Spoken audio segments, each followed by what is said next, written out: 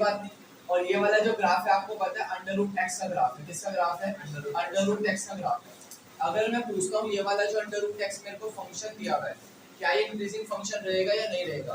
तो ये रहने वाला है, क्योंकि हेलो बच्चों, तो आज हम देखेंगे कि ग्राफ की हेल्प से हम अपने फंक्शंस को कैसे इंक्रीजिंग और डिक्रीजिंग प्रूव कर सकते हैं, और साथ ही देखेंगे कि किन इंटरवल्स में हमारा ग्राफ इंक्रीजिंग रहने वाला है और किन इंटरवल में हमारा ग्राफ डिक्रीजिंग रहने वाला है। तो चलिए शुरू करते हैं।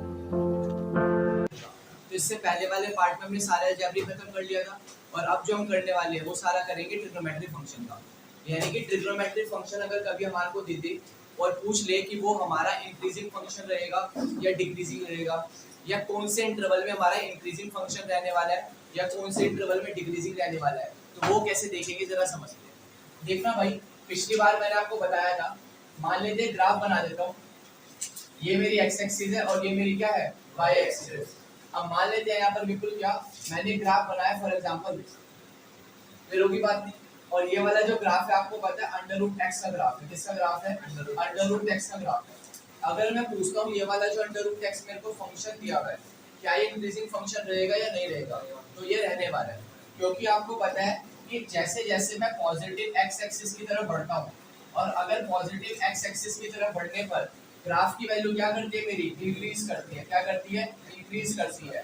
तो फंक्शन हमेशा कैसा रहता है मेरा? इंक्रीजिंग रहता है। कैसा रहता है? इंक्रीजिंग।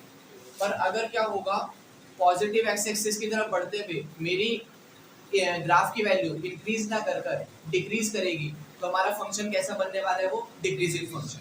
कैसा बनने वाला है? डिक्रीजिंग। फॉर एग्जांपल, अगर मैं इसी में एक ग्राफ बनाना चाहूँ, इसको अगर मैं रख कर दूँ, और अगर मैं कुछ ऐसा बनाना चाहूँ, ये बना दिया मैंने, ये बना दिया। और अगर मैं पूछता हूँ कि बताओ ये वाला जो फंक्शन मैंने बनाया है, ये वाला मेरा इंक्रीजिंग फंक्शन रहने वाला है या डिक्रीजिंग रहने वाला है? तो साफ सी बात है डिक्रीजिंग रहने वाला है, क्योंकि जैसे ही मैं पॉजिटिव एक्स एक्सिस की तरफ बढ़ूंगा, मुझे लग रहा है कि ग्राफ की वैल्यू क्या हो रही है? डिक्रीज होती जा रही है। क्या होती जा रही है? डिक्रीज। तो ये वाला फंक्शन कैसे रहने वाला है? Decreasing function. यानी कि आपको दो तरीकों से इंक्रीजिंग डिक्रीजिंग पता लगाया जा सकता है। पहला मैंने आपको बताया था पिछली वीडियो में या पिछली क्लास में कि आप एफ एक्स या मैं कहूँ एफ डैश एक्स निकाल कर बता सकते हो कि आपका इंक्रीजिंग फंक्शन होगा या डिक्रीजिंग होगा, या कौन से पॉइंट पर नाइदर इंक्रीजिंग नॉर डिक्रीजिंग होगा। और साथ साथ आप ग्राफ की हेल्प से भी बता सकते हो कि हमारा फंक्शन इंक्रीजिंग रहने वाला है या डिक्रीजिंग। बस एक चीज ध्यान रखनी है कि अगर मैं पॉजिटिव एक्स एक्सिस की तरफ बढ़ता हूँ और वहां पर आपके ग्राफ की वैल्यू क्या कर रही है? इंक्रीज कर रही है, तो फंक्शन क्या रहने वाला है मेरा? इंक्रीजिंग रहने वाला है। और अगर मैं पॉजिटिव एक्स एक्सिस की तरफ बढ़ रहा हूँ और पॉजिटिव एक्स एक्सिस की तरफ बढ़ने पर मेरे ग्राफ की वैल्यू क्या कर रही है? अगर डिक्रीज कर रही है, क्या कर रही है? डिक्रीज। तो वो फंक्शन कैसा रहने वाला है? Decreasing function. कैसा रहने वाला है? Decreasing function. बोलो हाँ या ना? क्लियर होगी बात नहीं? चलो अब हम क्या करेंगे, अब हम अपने साइन एक्स के ग्राफ पर आते हैं। जरा समझते हैं कि साइन एक्स का जो ग्राफ रहता है वो हमारा इंक्रीजिंग फंक्शन रहता है या डिक्रीजिंग फंक्शन रहता है, या फिर दोनों रहते हैं। क्लियर होगी बात नहीं? चलो अच्छा भाई, ऐसा कुछ नहीं है, सीरियस होकर बैठना है, पूरा वो करना है जैसे हमारी क्लास थी। मतलब ये तो एक एडिशनल चीज है, जैसे क्लास चलती है वैसे ही चलेगी। ये बाकी जो बीच में नहीं, ऐसा भी नहीं करना बिल्कुल, क्या है भाई, है ना? ठीक है नहीं? चलो अब जरा समझना, मैंने एक फंक्शन ले लिया। अरे भैया मैंने एक फंक्शन ले लिया, for example F X is equal to, मैंने ले लिया यहाँ पर साइन एक्स। अच्छा, मुझे पता है कि अगर मैं साइन एक्स का ग्राफ बनाने की कोशिश करूँ तो कैसे बनता है? साइन जीरो की वैल्यू जीरो, ये कुछ ऐसे जाता है आपका ग्राफ, ऐसे जाता है ग्राफ। ये हमारा यहाँ पर जीरो रहता है, यहाँ पर रहता है पाई बाय टू, ये रहता है मेरा पाई, ये रहता है मेरा 3 पाई बाय टू, और ये क्या रहता है? 2 पाई। या मैं ये कह सकता हूँ कि एन पाई पर जो मेरी जो वैल्यू रहती है साइन की, वो हमेशा जीरो रहती है, और 2n प्लस का 1 इंटू पाई बाय टू पर हमेशा वैल्यू क्या रहती है मेरी? 1 रह सकती है या फिर -1 रह सकती है। बोलो बात समझ आएगी? क्लियर होगी बात नहीं? अच्छा, अगर मैं साइन एक्स का जो ग्राफ दिया हुआ है इसमें अगर पूछता हूँ कि ये वाला फंक्शन मेरा इंक्रीजिंग रहने वाला है या डिक्रीजिंग, तो आप कहोगे सर कंफ्यूजन है। मैं कहूँगा कंफ्यूजन क्यों है?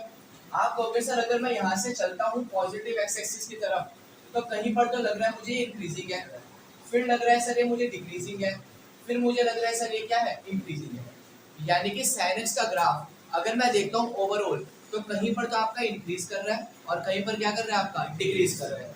तो आपसे वो जब भी क्वेश्चन पूछेगा ट्रिग्नोमेट्री का, तो वो कैसे पूछेगा, एक पर्टिकुलर इंटरवल में पूछेगा, कहेगा कि बताओ इस पर्टिकुलर इंटरवल में ये फंक्शन आपका इंक्रीजिंग रहने वाला है या नहीं रहने वाला। फॉर एग्जांपल समझना, अगर मैं 0 से लेकर यहाँ पर π/2 तक को देखूँ, कहाँ से, 0 से लेकर सिर्फ मैं π/2 तक को देखता हूँ, और मैं पूछूं क्या इस इंटरवल में आपको ऐसा लग रहा है कि पॉजिटिव एक्स एक्सिस की तरफ जाते हुए मेरे ग्राफ की वैल्यू बढ़ रही है, इंक्रीज कर रही है, बिल्कुल कर रही है। तो साफ सी बात है 0 से लेकर π/2 में ये मेरा फंक्शन क्या बनने वाला है, इंक्रीजिंग फंक्शन बनने वाला है। क्या बनने वाला है, इंक्रीजिंग फंक्शन।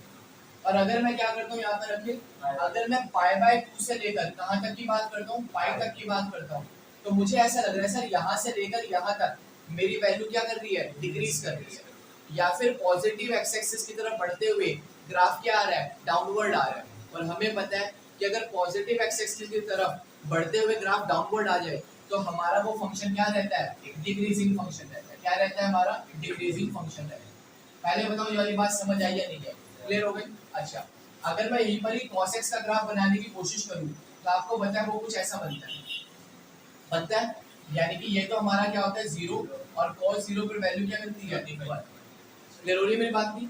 अच्छा, अगर मैं बात करता हूँ यहाँ पर माइनस के π/2 पर, तो आपको पता है cos वैल्यू कितनी देता है, 0। ऐसी π/2 पर कितनी देगा, 0, और ऐसी पाई पर क्या देगा यहाँ पर, -1, और ऐसे 3π/2 पर क्या देगा मुझे फिर से 0 देगा। इनवर्स ट्रिग्नोमेट्रिक फंक्शन में मैंने आपको सारा बताया था कि ग्राफ कभी भी अगर आपको ट्रिग्नोमेट्रिक फंक्शन के बनाने के लिए आ जाए तो हम कैसे बना सकते, बोलो हाँ या ना। चलो, अब अगर मैं देखता हूँ, जरा समझना, -π/2 से लेकर 0 तक अगर मैं देखता हूँ तो आपको ऐसा लग रहा है कि पॉजिटिव एक्स एक्सिस की तरफ बढ़ते हुए मेरे ग्राफ की वैल्यू क्या कर रही है, इंक्रीज कर रही है। क्या कर रही है, इंक्रीज। तो साफ सी बात है कि -π/2 से लेकर 0 तक मेरा ये फंक्शन क्या कर रहा है, इंक्रीज कर रहा है, और साथ ही फंक्शन क्या बन जाएगा मेरा, इंक्रीजिंग फंक्शन बन जाएगा। क्या बन जाएगा, इंक्रीजिंग फंक्शन बन जाएगा। बोलो हाँ या ना, क्लियर हो गई। अच्छा, अगर मैं बात करता हूँ 0 से लेकर π/2 तक की, तो आपको लगेगा कि सर मैं जैसी पॉजिटिव एक्स एक्सिस की तरफ बढ़ रहा हूँ तो पार्ट क्या हो रहा है, मेरे फंक्शन की वैल्यू या ग्राफ की वैल्यू डिक्रीज कर रही है।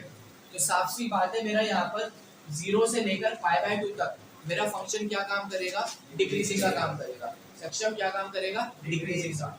अच्छा, मैं यहाँ पर अगर आपसे ये पूछ लूं कि मेरा 0 पर ये फंक्शन इंक्रीजिंग रहने वाला है या डिक्रीजिंग रहने वाला है, तो क्या बताओगे। साफ सी बात है सर, यहाँ पर तो नाइदर इंक्रीजिंग नॉट डिक्रीजिंग रहने वाला है, क्योंकि सर जब मैंने इंक्रीजिंग के इंटरवल लिखे तो -π/2 से 0 लिखा, और जब मैं डिक्रीजिंग के लिख रहा हूँ तो 0 से लेकर π/2 लिखा। तो साफ सी बात है सर 0 ऐसी वैल्यू है जिसको मैंने इंक्लूड नहीं करी। क्यों, क्योंकि सर 0 पर आपका फंक्शन इंक्रीज भी कर रहा है और डिक्रीज भी कर रहा है, ना तो प्रॉपर्ली इंक्रीज कर पा रहा है और ना ही प्रॉपर्ली क्या कर रहा है, डिक्रीज कर पा रहा है। इसी वजह से मैंने इसको किसमें रखा है, आपका ओपन इंटरवल में रखा है। यानी कि π/2 से हल्का सा भी आगे आप वैल्यू लोगे और 0 से हल्की सी भी पीछे ले लोगे, तो 0 और π/2 के बीच में अगर देखता हूँ तो फंक्शन कैसा है, इंक्रीजिंग है। और अगर 0 के बाद में और π/2 से पहले देखता हूँ तो फंक्शन कैसा है, डिक्रीजिंग है। कोई पूछ ले 0 पर क्या है, तो नाइदर इंक्रीजिंग नॉट डिक्रीजिंग। π/2 पर क्या है, neither increasing not decreasing. Clear हो गई बात नहीं, पक्का। या फिर आप ये कह सकते हो कि जहां पर आपकी फंक्शन की वैल्यू 0 आ जाए वो वाला पॉइंट आपका क्या रहेगा, नाइदर इंक्रीजिंग नॉट डिक्रीजिंग, क्योंकि हमें मालूम है वहां पर आपका जो स्लोप बनेगा वो क्या बनता है, फ्लैट बनता है, कांस्टेंट बनता है, और कांस्टेंट का डेरिवेटिव आपको पता है क्या बनने वाला है, 0 बनने वाला है। बोलो यहाँ तक बात समझे, क्लियर होगी बात सारी। तो ये वाला जो सारा का सारा खेल था हमने सीखा ग्राफ के हेल्प से। अब हम सारा का सारा खेल करेंगे जो हमने पिछली बार किया था, f(x), f'(x) greater than 0, lesser than 0, greater than equals to 0, lesser than equals to 0। Clear होगी बात नहीं।